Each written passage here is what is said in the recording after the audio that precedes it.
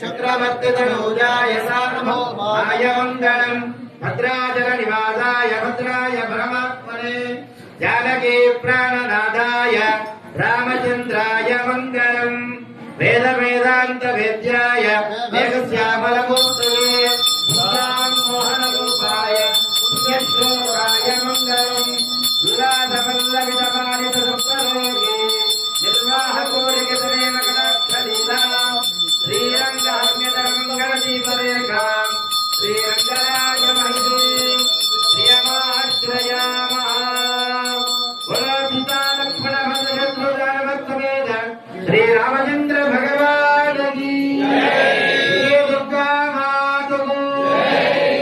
गुरुदेव को जय। समस्त भक्त वृंद को जय।